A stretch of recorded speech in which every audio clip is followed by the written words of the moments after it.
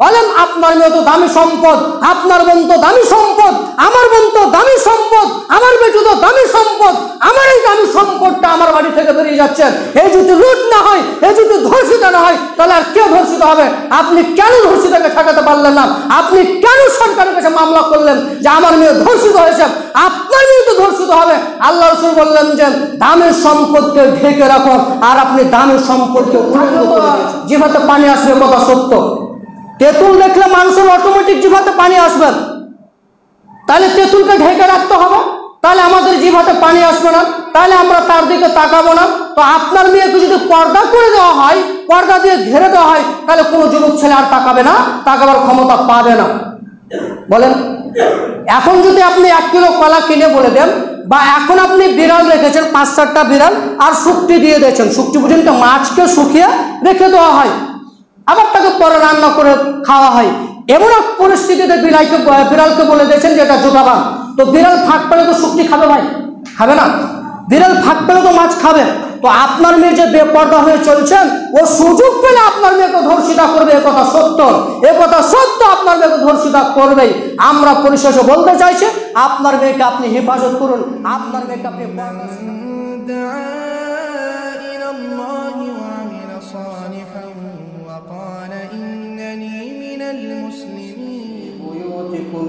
ولا تبرجنا تبرج الجاهلية الأولى. عن ابن مسعود رضي الله تعالى عنه قال قال رسول الله صلى الله عليه وسلم لا تباشر المرأة المرأة فتنفتح لزوجها كأنه ينظر إليها. الحديث. عن أبي سعيد الخدري رضي الله تعالى عنه قال قال رسول الله صلى الله عليه وسلم لا ينظر الرجل إلى عورة الرجل ولا المرأة إلى العورة المرأة ولا يخرج الرجل إلى الرجل في ثوب واحد ولا تفزى المرأة إلى عورة المرأة في ثوب واحد. الحديث. উপস্থিত সম্মানীয় মসজিদের মুসল্লি, প্রশংসা আল্লাহ সুবহানাহু ওয়া তাআলার জন্য। মুহাম্মদ সাল্লাল্লাহু আলাইহি ওয়াসাল্লামের উপর দরুদ ও সালাম নাযিল হোক। আল্লাহুম্মা সাল্লি আলা আল্লাহুম্মা বারিক আলাইহি। আজকের আলোচনার বিষয় হচ্ছে বেপরদা মহিলা। এ পর্দা সম্পর্কে এ গুরুত্বপূর্ণ তথ্যবহুল সংক্ষিপ্ত বিবরণ দেওয়ার চেষ্টা করব ইনশাআল্লাহুল আজিজ। তার আগে বলে রাখি, আপনারা ফাঁকা জায়গাগুলো পূরণ করেন। চলেছেন সামনে চলেছেন, যে কাতারগুলোকে পূরণ করেন। চলেছেন,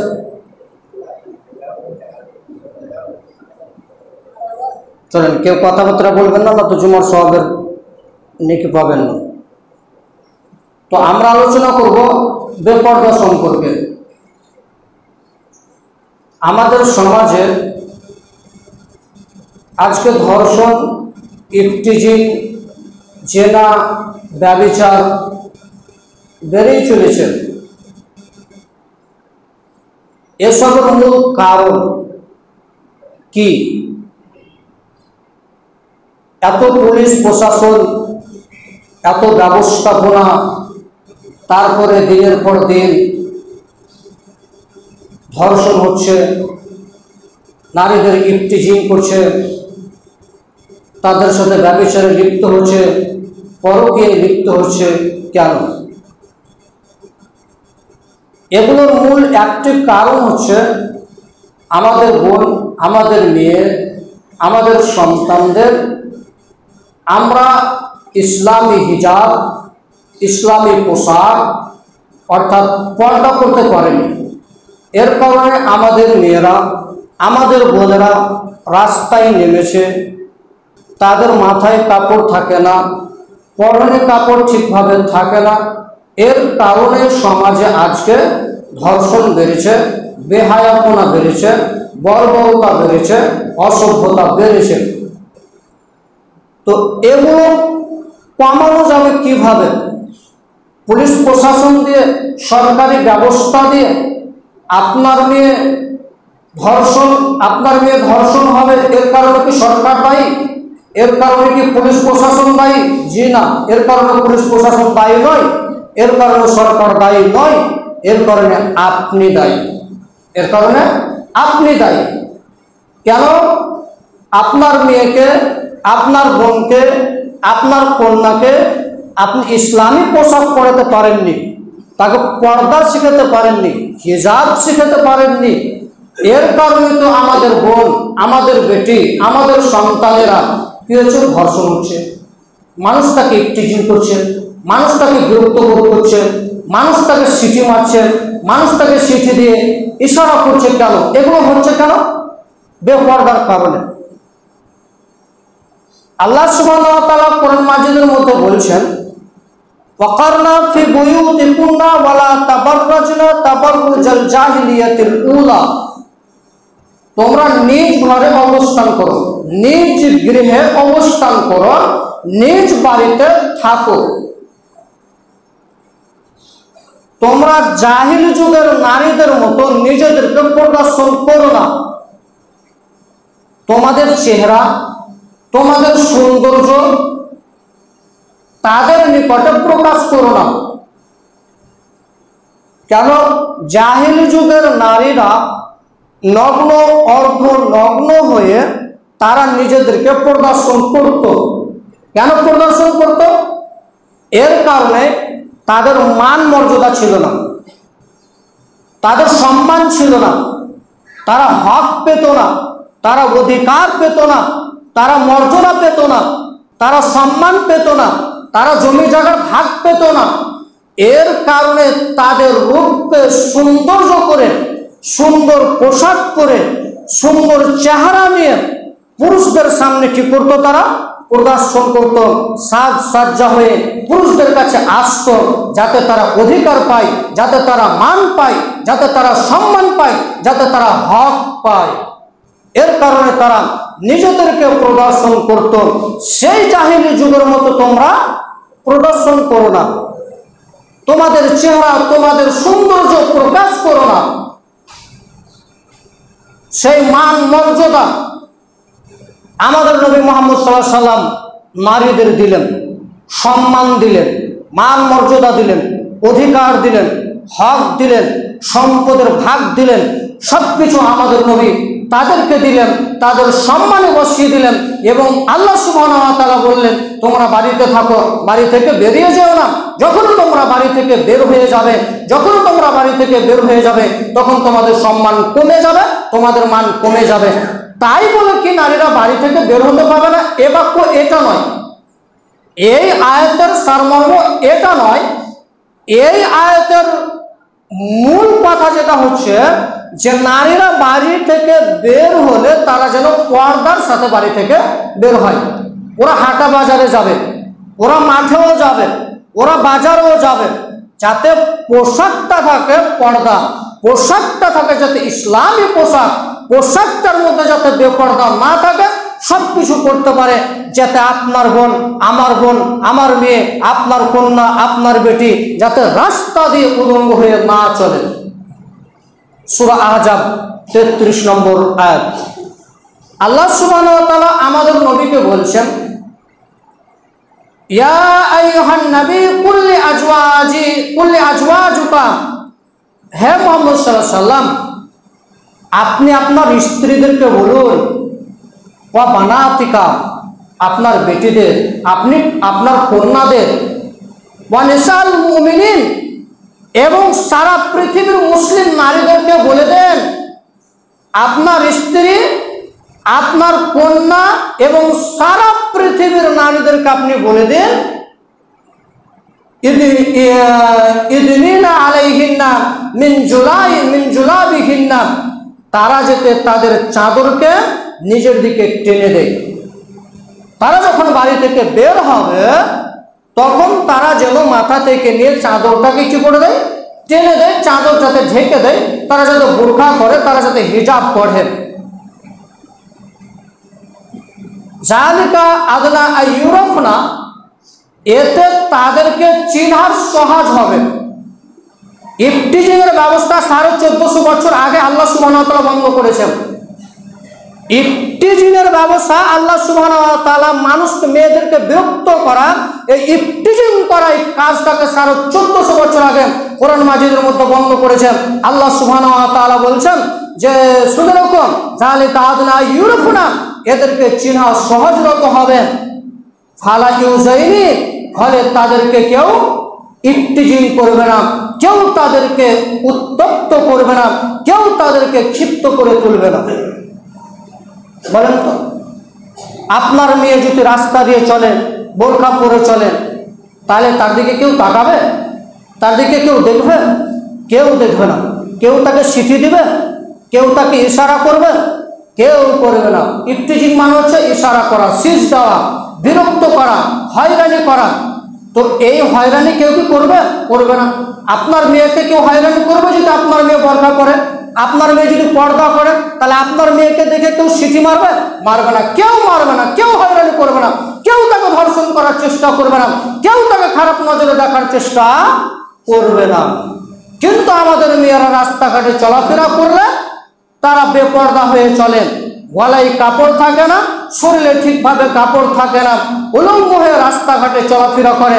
এর কারণে তো আমাদের মেয়েদেরকে হয়রানি করে, সিটি দেয়, সিটি বাজায়, আরো হয়রানি করে, ইফটিজিং করে। এর ব্যবস্থা আল্লাহ সুবহানাহু ওয়া তাআলা কোরআন মাজিদে 1450 বছর আগে বন্ধ করেছেন। আজকে দিন দিন দেখেন ধর্ষণ বেড়েছে। 2018 সালে যা ধর্ষণ হয়েছিল, 2019 সালে তার থেকে বেশি ধর্ষণ হয়েছে। 2019 সালে যা ধর্ষণ হয়েছে, 2021 সালে তার থেকে বেশি ধর্ষণ হয়েছে। এই 2024 সালে আরো বেশি ধর্ষণ হচ্ছে। পুলিশ প্রশাসন কি কম রয়েছে? জি না, পুলিশ প্রশাসন অগাধ পুলিশ প্রশাসন রয়েছে, সরকারের কঠোরভাবে নিষেধ আছে। তারপরও কেন হচ্ছে? আইন চালু করতে চাইছেন? জি না, আইন চালু করে কোনো লাভ হবে না, কোনো লাভ হবে না। আপনি বলছেন যে আইন চালু করে ধর্ষণের ব্যবস্থাকে বন্ধ করে দেব? জি না, এটা হতে পারে না। কিভাবে বন্ধ হবে? এই ধর্ষণের ব্যবস্থাপনাকে যদি বন্ধ করতে হয়, তাহলে আপনি পারবেন? পারে না পুলিশ প্রশাসনের ধর্ষণকে বন্ধ করতে, পারে না সরকারের ধর্ষণ বন্ধ করতে, পারে শুধুমাত্র আপনি পারেন, শুধু আপনি, শুধুমাত্র আপনি পারেন, আর কেউ পারে না। এর জন্য আপনি দায়ী। আপনার মেয়ে ধর্ষণ হচ্ছেন, আপনার মেয়েকে ইফটিজিং করা হচ্ছে, আপনার মেয়েকে হয়রানি করা হচ্ছে, আপনার মেয়েকে সিটি দেওয়া হচ্ছে। এর কারণে আপনি দায়ী, সরকার দায়ী নয়। আমরা বলতে চাইছিলাম আমাদের মেয়েদেরকে পর্দা করতে হবে। এরপরে দেখেন আমরা হাদিস পেশ করব, তাহলে বুঝতে পারবেন আমাদের মেয়েরা কিভাবে রাস্তায় চলাচল করবে, কিভাবে রাস্তা দিয়ে চলাচল করতে পারে। আল্লাহ সুবহানাহু ওয়া তাআলা আরো কোরআন মাজিদের মধ্যে বললেন, ওয়া কুল্লিল মুমিনাতি, হে মুহাম্মদ সাল্লাল্লাহু আলাইহি সাল্লাম, আপনি ঈমানদার নারীদের বলে দিন, যারা মুত্তাকিন নারী, যারা ঈমানদার নারী, তাদের আপনি বলে দিন, ইয়াগযুযনা মিন আবসারিহিন্না, তারা যাতে তাদেরকে দৃষ্টি নত রাখেন, তারা যেন তাদের চক্ষু নত রাখেন, তারা যেন তাদের দৃষ্টিকে নত রাখেন, এদিক সেদিক না তাকায়। ওয়া ইয়াহফাজনা ফুরুজাহুন্না, এবং লজ্জাস্থানের হেফাজত করে। এই লজ্জাস্থান তার স্বামী ব্যতীত কেউ না দেখেন, কেউ না ইস্তেমাল করে, কেউ না ব্যবহার করে। এই ওয়া ইয়াহফাজনা ফুরুজাহুন্না, সে যেন তার লজ্জাস্থানকে হেফাজত করে। আল্লাহ সুবহানাহু ওয়া তাআলা তারপরে বললেন, তোমরা যখন বাড়ি থেকে বের হবে, তখন তোমরা চাদর দিয়ে তোমার মুখ থেকে, তোমরা বুকটাকে সুন্দরভাবে চাদর দিয়ে জড়িয়ে ধরবে। আল্লাহ সুবহানাহু ওয়া তাআলা কি বললেন? ওয়ালা ইয়াজরিবনা আলা কুমুরিহিন্না ওয়ালা জুয়ুবিহিন্না, শুনে রাখো, যখন তোমরা নারী মানুষ বাড়ি থেকে বের হবে, তখন এই গলাতে চাদর দিয়ে সুন্দরভাবে গলাটাকে জড়িয়ে ধরবে, চাদর দিয়ে, মাথায় সুন্দরভাবে কাপড় দিয়ে। এরপরে তোমরা বাইরে যাবে, নহলে তোমরা এই বেপর্দা হলে কাল কিয়ামতের মাঠে তোমরা জাহান্নাম যাবে, জান্নাত হারাবে।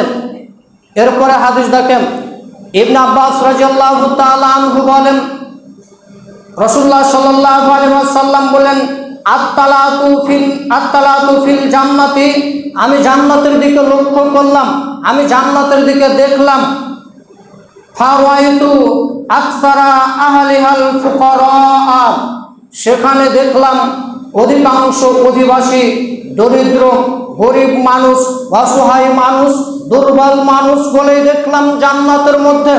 যারা নিঃস্ব, যাদের কিছু সম্পদ ছিল না, টাকা পয়সা ছিল না, একেবারে দুর্বল, একেবারে গরিব, একেবারে দুর্বল মানুষগুলো দেখলাম আমি জান্নাতের মধ্যে।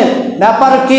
এরপরে আমি দেখলাম আল্লাহ রাসূল সাল্লাল্লাহু আলাইহি ওয়াসাল্লাম বলছেন যে এরপরে আমি ওয়াত্তালাতু ফিন নারি, জাহান্নামের প্রতি লক্ষ্য করলাম, জাহান্নামের প্রতি দেখলাম। ফারাইতু আকসারা আহলান নিসা, সেখানে দেখলাম অধিকাংশ অধিবাসী মহিলা, বেশিরভাগই নারী জাতি জাহান্নামে। এই হাদিস থেকে এটা আমরা পেশ করতে পারি যে গরিব মানুষ কেন জান্নাতে? হতে পারে আপনার কাছে 100 টাকা ছিল, আমার কাছে 500 টাকা ছিল, তো আপনি 100 টাকায় লবণ কিনলেন, তেল কিনলেন, সবজি কিনলেন, আরও কিছু কিনলেন, 100 টাকা শেষ করে দিলেন। এবার আপনার কাছে 500 টাকা আছে, লবণ কিনেছেন, তেল কিনেছেন, আরও কিছু কিছু কিনেছেন, কিনতে কিনতে কিনতে 500 টাকার এমন জিনিস কিনেছেন আর হিসাব করতে আপনি দিতে পারছেন না। তো এই 100 টাকার হিসাব আল্লাহর দরবারে খুব তাড়াতাড়ি দেওয়া যাবে, আর 500 টাকার হিসাব কি করা যাবে? দেরি লাগবে হিসাব দিতে। এর কারণে হতে পারে যে যারা দুর্বল অসহায় মানুষ তারাই জান্নাতে, তারা তো আগে হিসাব দিয়ে তারা জান্নাতে চলে যাবে। তার মানে বোঝা যাচ্ছে যে দুর্বল মানুষের হবে না, দুর্বল মানুষের মধ্যে ঈমান থাকতে হবে, গরিব মানুষের মধ্যে ঈমান থাকতে হবে। ধনী মানুষ যদি ঈমানদার হয়, ধনী মানুষ যদি ভালো মানুষ হয়, তাহলে তো গরিব মানুষের আগে জান্নাতে যেতে পারে, কিন্তু গরিব মানুষ আগে জান্নাতে যাবে, কারণ তার হিসাব আগে হয়ে যাবে, তার হিসাব আগে দিয়ে দিতে পারবে, আল্লাহকে বুঝিয়ে দিতে পারবে, এর কারণে সে ব্যক্তি আগে জান্নাতে যাবে। এরপরে হাদিস, আবু সাঈদ খুদরি রাদিয়াল্লাহু তাআলা আনহু قال, আবু সাঈদ খুদরি রাদিয়াল্লাহু তাআলা আনহু বলেন রাসূলুল্লাহ সাল্লাল্লাহু আলাইহি ওয়াসাল্লাম বলেছেন, লা ইয়ানজুরুর রাজুলু ইলা আওরাতির রাজুল, আল্লাহ রাসূল বলছেন একজন পুরুষ অপর পুরুষের অঙ্গের প্রতি লক্ষ্য করতে পারে না, দেখতে পারে না। ওয়ালাল মারাতু ইলা আওরাতিল মারাতি, একজন নারী অপর নারীর অঙ্গের প্রতি লক্ষ্য করতে পারে না, শরীরের দিকে তাকাতে পারে না। খালি গায়ে থাকলে, কাপড় পোশাক না থাকলে সেই নারীর দিকে তাকাতে পারে না, লক্ষ্য করতে পারে না, ভুক্তাঙ্গের ওপর তাকাতে পারে না। এরপর রাসূল সাল্লাল্লাহু আলাইহি ওয়াসাল্লাম বলছেন, ওয়ালা ইফজার রাজুলু ইলা রাজুলি ফি সাবিন ওয়াহিদিন, শুনে রাখুন, দুজন পুরুষ একটি চাদরের নিচে ঘুমাতে পারে না, দুটি পুরুষ একটি চাদরের নিচে ঘুমাতে পারে না।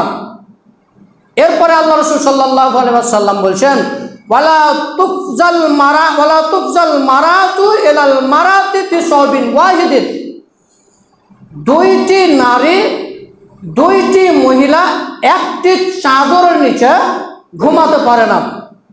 একেবারে কঠোরভাবে আল্লাহ রাসূল সাল্লাল্লাহু আলাইহি ওয়াসাল্লাম নিষেধ করে দিলেন যে দুজন পুরুষ একটি চাদরের নিচে ঘুমাবে না। এত ভয় থেকে যায়, পাপের আশঙ্কা থেকে যায়, এত পাপে জড়িয়ে যেতে পারে, এত খারাপ কাজে লিপ্ত হয়ে যেতে পারে। এর কারণে আল্লাহ রাসূল সাল্লাল্লাহু আলাইহি ওয়াসাল্লাম 1450 বছর আগে মোহর লাগিয়ে দিলেন যে একটি চাদরের নিচে দুজন পুরুষ ঘুমাতে পাবে না, একটি চাদরের নিচে দুজন নারী ঘুমাতে পাবে না। হতে পারে তার অজান্তে আরও কোনো পাপ হয়ে যাবে, শয়তানের ওয়াসওয়াসায় পড়ে একেবারে সাবধান থাকবেন, একেবারে সতর্ক থাকবেন। এরপরে হাদিস দেখেন, আন ইবনে মাসউদ রাদিয়াল্লাহু তাআলা আনহু قال قال رسول الله সাল্লাল্লাহু আলাইহি ওয়াসাল্লাম, ইবনে মাসউদ রাদিয়াল্লাহু তাআলা আনহু বলেন রাসূলুল্লাহ সাল্লাল্লাহু আলাইহি ওয়াসাল্লাম বলেছেন, লা তুবাশিরুল মারাতুল মারা ফাতানাতাহা লিজাওজিহা কান্নাহু ইয়ানজুরু ইলাইহা। ইবনে আব্বাস রাদিয়াল্লাহু তাআলা আনহু বলেন রাসূলুল্লাহ সাল্লাল্লাহু আলাইহি ওয়াসাল্লাম বলেছেন, একজন নারী অপর নারীর সঙ্গে, একজন নারী অপর নারীর অঙ্গের সাথে অঙ্গ লাগাতে পারে না বা স্পর্শ করতে পারে না। একজন নারীর গায়ে পোশাক নেই, সেই অবস্থায় একজন নারী তার গায়ে হাত লাগাতে পারে না, তার হাত স্পর্শ করতে পারে না তার শরীরকে। একজন নারীর গায়ে পোশাক নেই, খালি পোশাকে খালি দেহে একজন নারী তার ওই নারীর গায়ে হাত লাগাতে পারে না। ওই নারী যদি হাত লাগায় তাহলে রাসূল সাল্লাল্লাহু আলাইহি সাল্লাম বলছেন ওই মহিলা তার স্বামীকে ওই নারীর ব্যাপারে বিবরণ দেবেন। কান্নাহু ইয়ানজুরু ইলাইহা, তখন তার স্বামী তাকে ওই অন্তরের চোখে লক্ষ্য করবেন, তখন তার স্বামী তাকে জেনার চোখে লক্ষ্য করতে পারে, তখন তার স্বামী তাকে পরকীয়ার প্রতি তার উদ্বুদ্ধ করে তুলতে পারে। এর কারণে রাসূল সাল্লাল্লাহু আলাইহি সাল্লাম বলে দিলেন, শুনে রেখো, কোনো মহিলা যদি খালি গায়ে থাকে তাহলে একজন মহিলা আরেকজন মহিলা তার গায়ে হাত দিবে না, পর্দা করবে। ভারতের মাটিতে কোনো মহিলা কোনো পুরুষ যদি হলুদ মাখায় এটা বিলকুল হারাম। তাই বলে কি হলুদ মাখা এটা না যায়, জিনা এটা না জায়েজ নয়। সালফে সালেহিন গুণের মধ্যে অনেক ইখতিলাফ আছে, অনেক মাসলা মাসাইল আছে।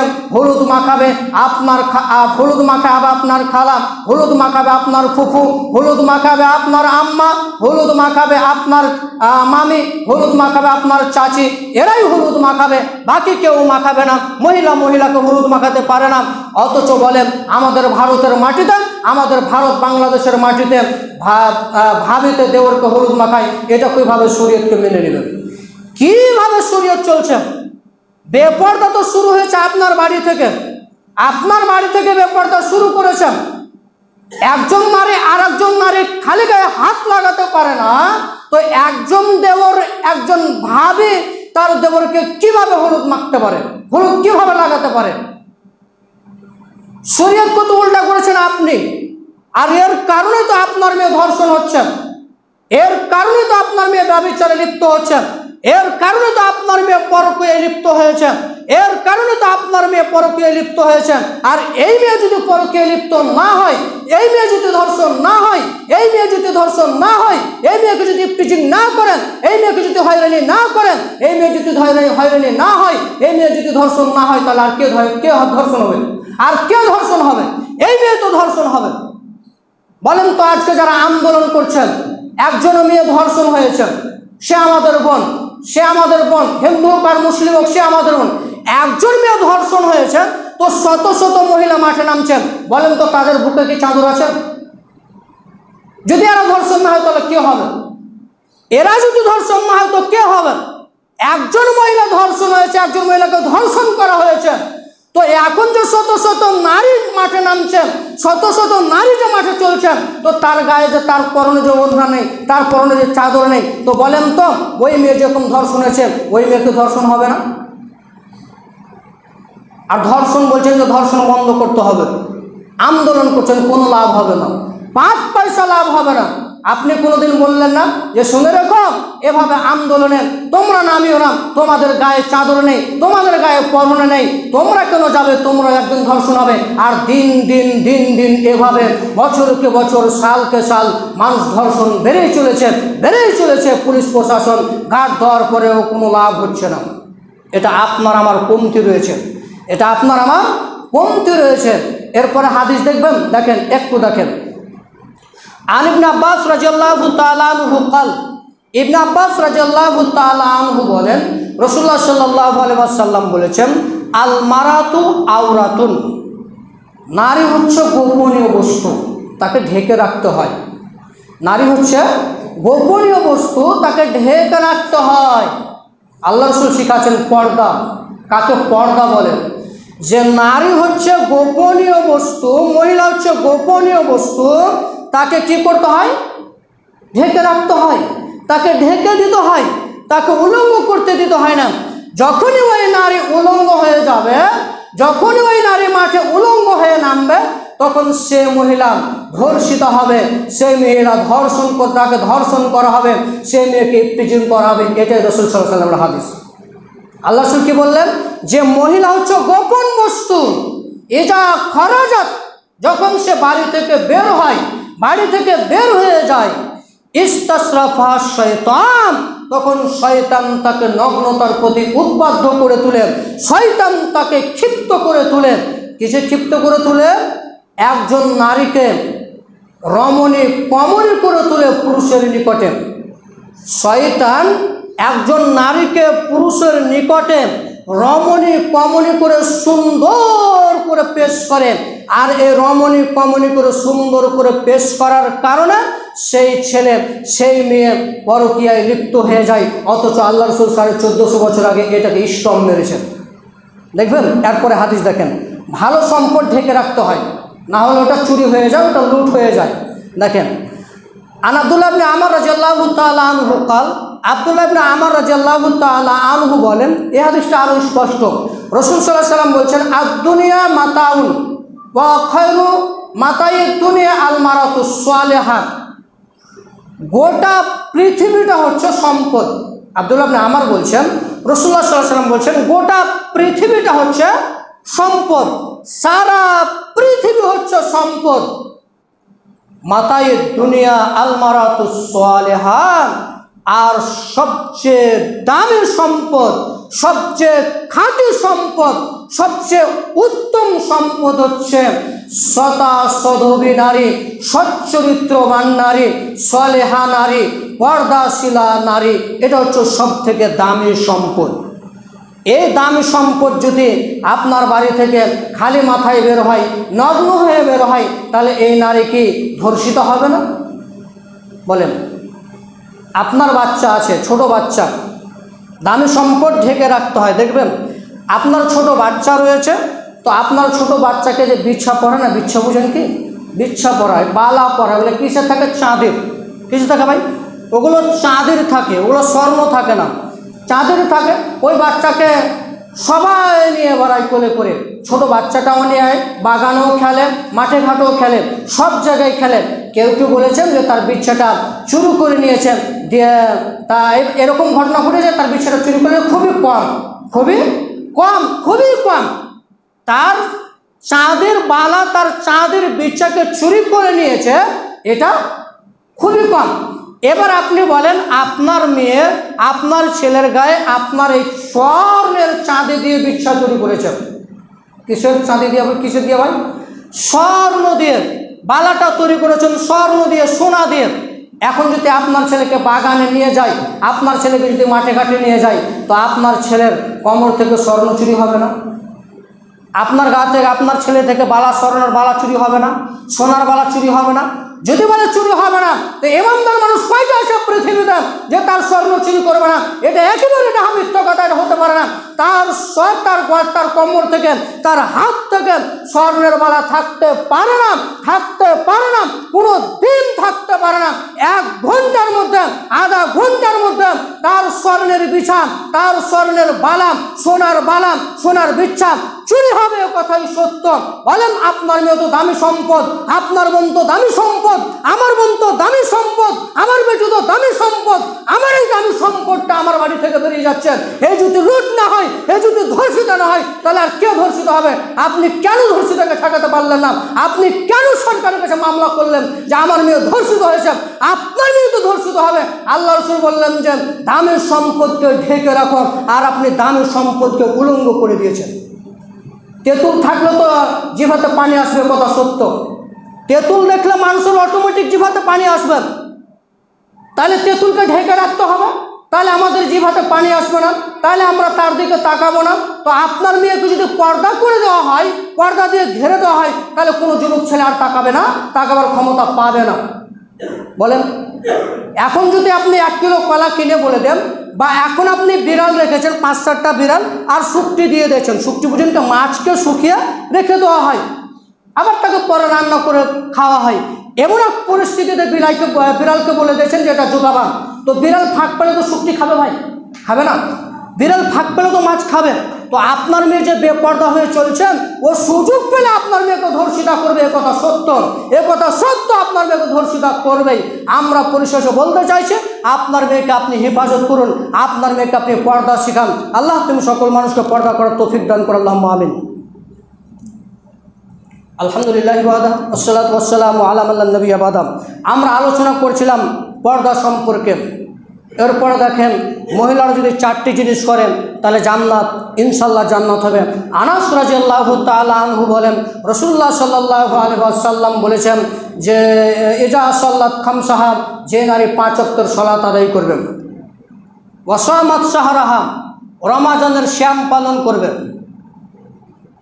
আল্লাহ রাসূল বলছেন যে নারী 5 ওয়াক্তের সালাত আদায় করবে, রমাজানের শ্যাম পালন করবে, ওয়াহসানাত ফারজাহা, নিজের লজ্জা স্থানকে হেফাজত করবে, ওয়াতাত বালাহা, এবং সে তার স্বামীর কথাকে অমান্য করবে না, স্বামীর অবাধ্যতা চলবে না, যেটা স্বামী বলবে সেটা শুনবে, সেটা মানবে, সেটাকে মানবে, সেটাকে গণ্য করবে, স্বামীর অবাধ্যতা হবে না।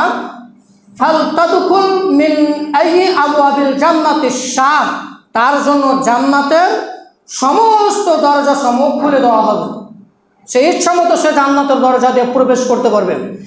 এই 4টি কাজ করলে একজন মহিলা শুধুমাত্র জান্নাতে যেতে পারবে। এটা শুধুমাত্র নারীদের জন্য, এটা শুধুমাত্র নারীদের জন্য, আর কারোর জন্য না, পুরুষদের জন্য না।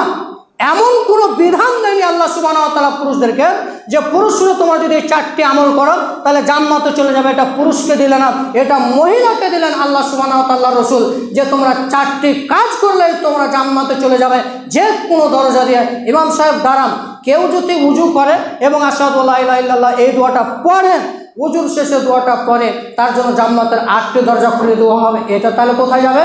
এটা কি শুধু পুরুষদের জন্য নাকি নারীদের জন্য? উভয় পক্ষ।